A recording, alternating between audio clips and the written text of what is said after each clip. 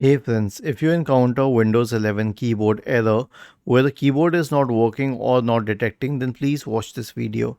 Now, the issue could either be with the keyboard or it could be with the system. So, first of all, let us isolate the case with the keyboard. Change its batteries and check if it works.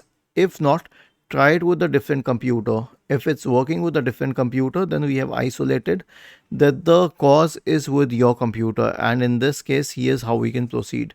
So, you can consider updating the drivers. Search for device manager in the Windows search bar and open device manager, and then you can go to the keyboard's drivers, right click on them and select update drivers.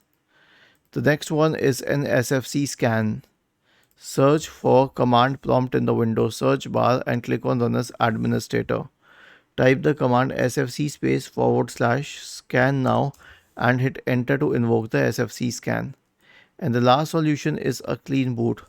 Search for system configuration in the Windows search bar and open system configuration. Go to the services tab. Check the box associated with Hide all Microsoft services. If any of the services check, click on disable all, apply, OK, and then restart your computer.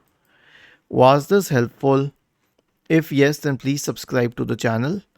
If not, then let us know in the comment section of the video on how we could help you further.